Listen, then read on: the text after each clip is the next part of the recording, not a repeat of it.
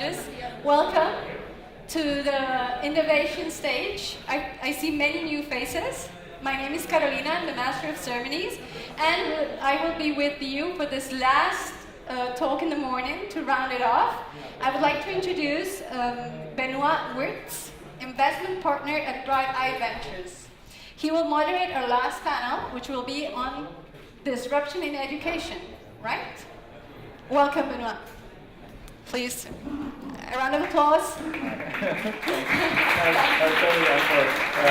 want you guys to go and we'll talk. I'm super excited to be here with Thomas Hall and Rodrigo del Prado. Thomas is with Babel and Rodrigo is with BQ, and they're both going to introduce themselves, so I'm not going to talk too much about what they do. I'm going to let them do that. Just 1 minute about me. I'm a partner with Bright Eye. Bright Eye Ventures is a new fund focused on early stage education technology startups. I'm based in Paris, and we're looking for everything that's exciting and new in terms of using technology to help people learn. And so that's it about me. I want to thank South Summit for scheduling us right before lunch, and the Spanish culture for making lunch at 2:30. So that's really, I'm sure everybody here is hungry, and that means you'll pay attention. And so thanks for being here. Thomas, why don't we start with you? Can you tell us a little bit more about yourself and your journey in terms of creating Babel and where you're at now? Yeah, sure, thanks. So my name is Thomas. I'm currently Chief Strategy Officer of Babel. But basically I started out by building products pretty early on, like had a first computer, then got into the whole building technology around that. Have a background in engineering, so that's what I did during my studies. And in 2007 we looked around, and my co-founder wanted to learn some Spanish, and that was 2007, so we believed, yeah, there must be a solution out there. We couldn't believe like it was coming to us. I want to do that. It's not possible. And we said like, sure, let's Google that for you. And at that point, we were like super shocked that there was no good way to learn a language online. And in the first couple of weeks, we weren't sure we were like really the right ones to build that, because none of the founders had a background in language acquisition or education. So it was quite a big learning curve for us as well. But we believed that we could build a product that we would use ourselves. So that was the starting point. Let's not build something for like very specific audience or for some language nerds, but let's build a product that everyone could use to learn languages. And up to date, we're one of the largest language learning companies worldwide, with a top grossing language learning app in both Google and in the iTunes store. And I've just returned from US to Berlin again to build new products and do additional things in there. You have over 1 million active users, so it's really one of the ways that people are learning online, and so one of the things I want to talk about is how you got from 2007, when I think the iPhone had just been released, and so mobile was not really on many people's radar. I think we talked on the phone. You mentioned that the big rival was compact discs, right? You were trying to do better than compact discs, and so which is a totally different bar. And if you could walk us through just a little bit in terms of and then Rodrigo will get to you in a second, but just in terms of how users' behaviors have caused you guys to evolve the product and what you're doing. Yeah. So when we're looking into the product and into the market in general in 2007, there were quite some companies that were active. Like, I mean, language learning is books. It was CD-ROMs. It was like going to class. It was going to schools. And most of these things are actually pretty good. I think there is not that much progress and not that much things in books. But they work, and that's good. But what we believed, and we've been in the CD-ROM business before, we felt that it's like a very inadequate medium for that, because once you build it, then you go to the publishing company. Then it takes like 2 months until like consumers have that CD-ROM to install it. And by then, obviously, you figured out that probably you've got some bugs in the software, that the content is outdated, and then you're shipping the next version basically before it even hits like computers. And so it was pretty clear that at some point in time that online language learning would be possible, that the technology would be at a point where you could do all of that CD-ROMs could be doing in a much better way. So one was very much around the user experience, because it's much easier to go to a website instead of buying a CD. I mean, this is just one very core aspect. But I think the other piece that was equally important to us was that for the first time, a company in language or in learning in general could actually figure out how people would behave, what would work, what wouldn't work, things to improve the customer experience. All of that data, I think, was not existent before that, neither with books, neither with CDs, neither with any other technology. And I think that's one of the big drivers that helped us grow very much, that we were looking very much not just what people claimed they would be doing, but what they really doing on the platform. You got a feedback loop that allows you to help increase or Exactly. improve the product. Great. Okay, so let's leave it there, and then we'll come back to whether or not you're actually disrupting education. So Rodrigo, can you talk a little bit more about yourself, your own background, and particularly focus on what BQ is doing in education? That'd be great. Okay. So I'm Rodrigo. I'm one of the co-founders of BQ. I'm the second CEO of the company. I'm an engineer, and I'm not native in English, as you may realize. So sorry for that. When we finished our degree in engineering, we started a company, 6 partners from the university, and started doing business. So I cannot call it a startup. It's like more a business. 6 years later, we decided to enter in the consumer electronics world because we were linked to China and everything has been done there. So we started putting some products here in Spain, 2010, the first BQ products. And we realized that we should make our own products in order to survive, because the Chinese guys were not so, let's say, pressed by the people in order to give good products, because the warranty, they are not giving the warranty, we are giving the warranty. So we decided with certain changes the product will be better. We can change the software, but we cannot change other things. So in 2013, we decided it was the moment to make a product from the scratch. It was our first smartphone, and we realized we didn't know how to do it. Even we are engineers. So we tried to hire people, and we realized there are no people knowing how to make a phone, not in Spain, but in Europe. Taking into account that in Europe, where the place where the phones were invented, not the smartphones, the phones, you remember the Nokia, the Ericsson, the Alcatel, and in 10 years or 20 years, nothing, right? So we find very difficult to hire people, and we think, okay, if it's not because they are phones, it's because it's technology.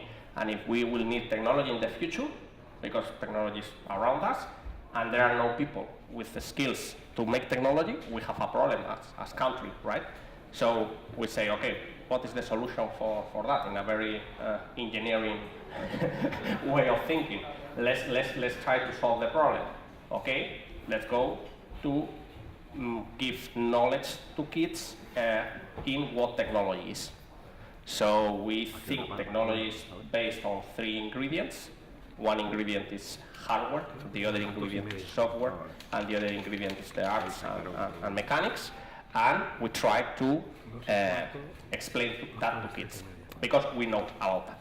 And we realize that we know about that, but we don't know how to explain it, right? So we hire people on the education department who were experts in technology and who were experts in teaching. And that's the story of how it started. It started like 4 years ago, more or less, and we are happy that each year hundreds of thousands of children are here in Madrid are learning about how to make things that they can tell them what to do, right? It can be robots or can be machines, but that kids for sure will have more tools to solve problems in the future. They may become engineers, they may not, but at least they know technology. And as we cannot live without technology, at least let's be able to control it. And does the lesson, does learning how to build, a piece of hardware, does a lesson in hardware building look a lot like a lesson in calculus, or is there something? Well, it's something funnier because it's very practical. We think that things that you read, you can memorize them. Things that you make, you learn, right? So, and education has been like that before this previous century, right?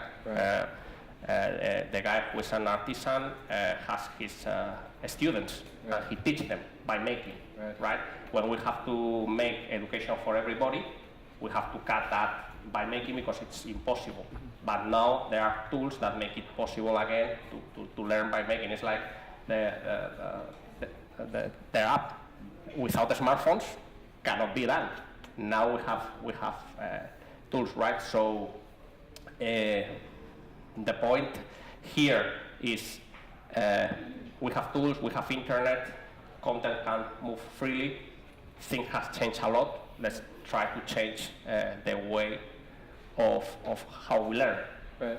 Well, so, and our thesis is very much, education is a $6 billion industry worldwide, right, with very limited digital penetration, right, and so there's huge room for improvement, but I think there's a lot of disagreement in terms of what improvement means. I think one of the, right, and what, improvement versus disruption, teachers in particular tend to get nervous when you talk about disruption in education, disruption in the classroom, right, and so, I guess, and one more question and then we'll come back, but one of the things that I thought was interesting when we talked on the phone was there's this idea in education writ large that technology enables a more personalized learning, right? Because you can get the kind of feedback that Thomas was talking about, and then you can channel that into a more individualized learning experience. But for you, when we talked about the personalized learning experience, it's not so much about using technology to somehow personalize the educational experience for students who are learning how to make this stuff. It's more just that it's so open that they're able to personalize learning experience for themselves. I don't know if you could talk about that. The idea is that. The idea is to give them tools and skills to be able to solve problems, and problems are not always the same ones, right? So when you have a toolbox with only a hammer and a wrench, you cannot fix everything. If you have more things on your toolbox, and the toolbox is the brain, if you have more things here, you will be able to solve more problems. So technology is kind of an excuse. Okay, technology is there, it's around. It's not like pushing technology, putting tablets in the schools will make things change. Yeah. Okay, schools and education has been about teachers and students for the last 500 years. Right. So it's about teachers and students. Now, the thing is, okay, as the world has changed, let's adapt the education to the change that has taken place on the world. Got it. How do you think about that? How do you think about sort of how much technology can do to really enhance the learning process, and what are you guys doing at Babel to sort of incorporate that? Yeah, I think drawing back on the example you gave, I think when looking back into how you all learned or how we all learned, I think the best way was to applying it and try to do something with the stuff that you just learned, not just the theory part, but the practicing part, and really trying to get something done. I think that's where the magic then happens, and where learning becomes much more faster and focused. And I think that's the opportunity, at least for us. That was one of the big drivers. Always want to give user feedback. It was always not so much read that and then you have got it learned, but it was always around okay, now choose the right word. You get an immediate reaction, immediate feedback. And I think that part is something that a good teacher in a one-on-one setting does and is able to provide. But this is pretty hard to scale. I mean, the perfect way would be have a personal teacher for basically everything. But I think that's the role that technology can play, basically giving you feedback pretty fast, pretty easily, and you're able to use it, what you just learned. I think that is one of the fastest paths to learning in the first place. Got it. Got it. And so if we look at kind of going forward, how you think, there's a lot of talk about artificial intelligence. We can talk about Bitcoin and VR too if you want to get really crazy, but just I think there's a lot of excitement about the idea of applying machine learning in particular to help enhance this process, to make the feedback tighter, stronger, more personalized. Is that something that you guys are working on? Is that something that you see really affecting kind of the roadmap for you? Yeah. Yeah. Do you want to take that? Yeah, well, yeah, I think just Thomas, and then we'll switch back. Yeah.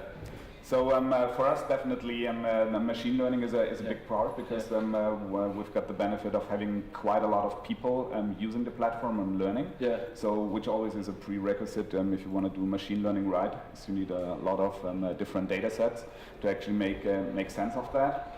And I think the biggest question there is like, how do you segment? How do you find the right micro segments to improve their learning? So for us, that is very much. We built everything in language pairs, so that's one of the first things that we did in terms of personalization, because a French person learning Italian obviously has quite a lot of different pre-knowledge than an English person learning the same language, where you need to learn completely different concepts. So all of our material actually is designed for that native language. I think that what many customers and many companies don't do, because it's much easier not to do it and just like translate it. Right. But that's where we're putting quite a lot of effort in there.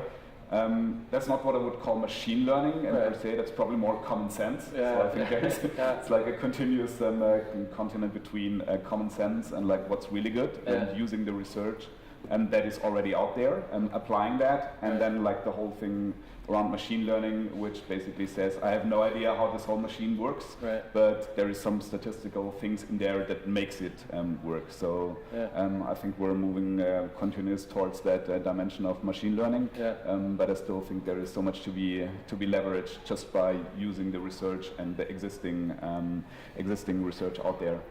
Got it. And Rodrigo, I mean, one of the things, again, we were talking about before was just around motivation and the importance of kind of having motivated students and motivated teachers, right, come together at the same place in order to drive learning. I think EdTech is really interesting because it takes this really old kind of unchanging thing, which is human nature, right, which hasn't changed very much, and then puts it right up against technology, which is changing all the time, right? And so just wondering what you guys are seeing in the classroom in terms of what's keeping kids motivated, what's keeping teachers motivated around the making that you're sponsoring.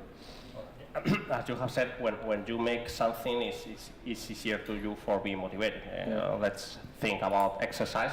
If you start exercises and you don't see any improvement, you will quit, right? So here is like we use the technology as an excuse because they can do things. When you combine, if you only program, you can only do games or apps or programs.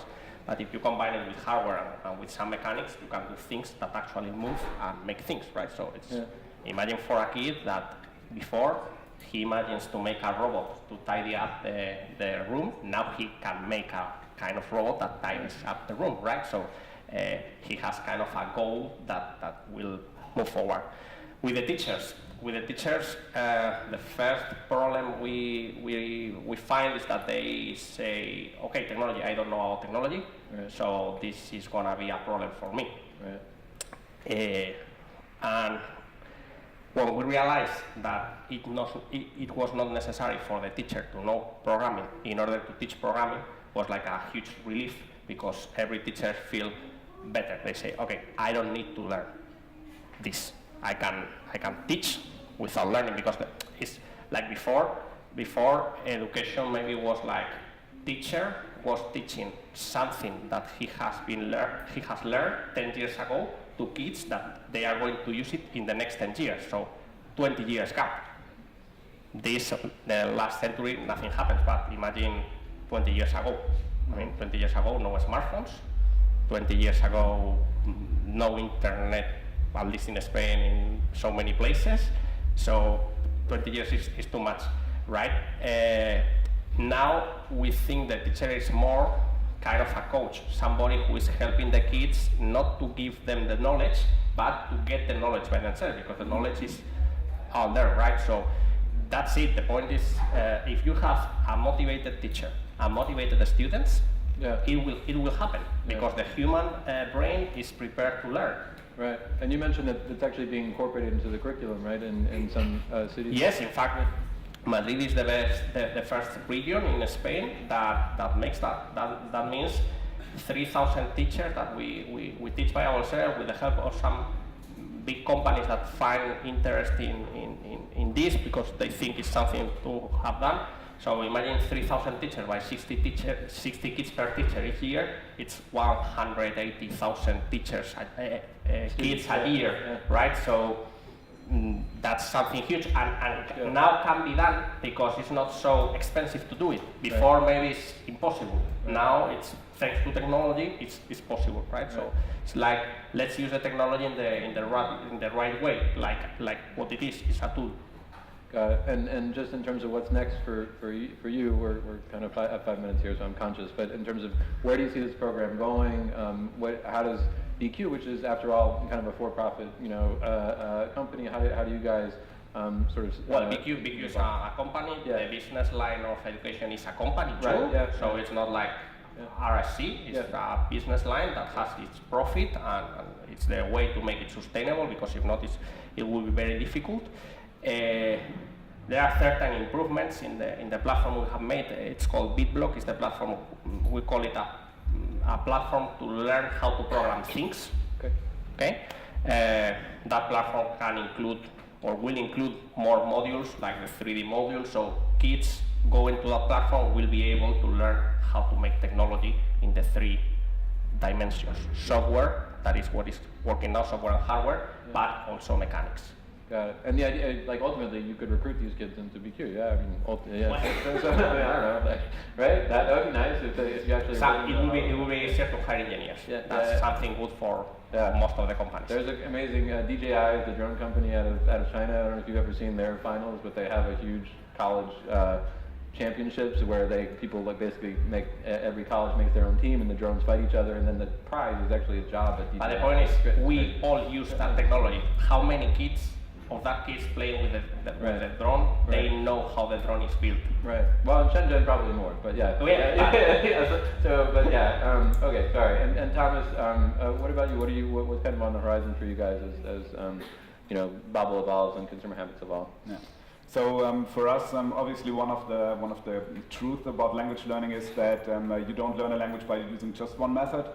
Usually people use like a wide variety of different things. So like an app might be a very good way to start, but there are like some people are watching Netflix with like subtitles on to actually learn and improve. Like you do like vocabulary training maybe on some flashcards, and maybe you go to a school, maybe you do you go abroad. And so what we want to do with Babel is, because we're not seeing ourselves very much as a disruption company that makes all of these other methods obsolete, we rather want to provide our users the best way to learn a language. So we're looking to partner with all these different methods, type of companies, and make the holistic experience much better. So instead of having like separate elements in there, we want to combine it. You want to use the app? Awesome. You want to go to a school somewhere else to a quick start and be really, really fast? Awesome. We can give you like some good recommendations on that as well. Yeah. So that's why we believe there is like all these great companies out there. We want to partner with them and help bring our users to them. That's really interesting. That makes total sense. So I just moved to Paris. We talked about this earlier with an 8-year-old who speaks no French, and so I find that he actually learns more French on the bus in the way to school in the morning because they show him a little video, right? Right. So he knows that video, like he knows all the Mickey Mouse characters in French, name their names in French, but not much else at this point. But I think that idea, and you were talking before about the way people learn is actually not just by reading or just by listening. It's really a multiple of methods. So part of what you guys are going to do is try to deliver multiple methods to help kind of level people up. Yeah. Exactly. Yeah. Okay. Cool. All right. So we have about a minute and a half left, and I am out of questions. But that's never happened before. Hold on. I do have one last question, which is really around the idea of kind of creating value and how you guys are measuring creation of value. So Rodrigo, really quickly, if this really worked, what will it look like for you in terms of what do you think what we have seen is that there are surgeons using 3D printers to help them to be faster on the operations, and this is happening now without making that. Our thinking is if it can happen without teaching, when we teach, it will happen in all the professions, right? So the KPI for that, we have to wait maybe 5 years to see it, but for sure that kids will be more prepared for their life, and this is what about. We are teaching people not to be employees, but to be persons who are able to handle in the world, right? So. Got it. And Thomas, what about for you? I mean, if Babel like kind of gets to the next level in terms of language learning, is it people learning faster? Is it people just enjoying it more or staying with it longer? Or like, what does that look like for you? Yeah. So the core company mission is everybody learning languages. So the one dimension is actually getting more people to learn a language in the first place. I think that is one big driver for us. And the other piece obviously is like using all these different methods to actually learn faster and to go deeper in whatever you wanna achieve with your language learning. So that's the two dimensions that we think of internally. Great. Okay. Well, thanks, guys. Time's up, and we made it. So that was awesome. Thanks, everybody. That was for coming. perfect timing. Yeah. Thank you very much, Thank you very much to all speakers, moderators, audience for being here today. I hope to see all of you around the next few days. Now we have a break for lunch, okay? So that's all the innovation stage for today, for this morning.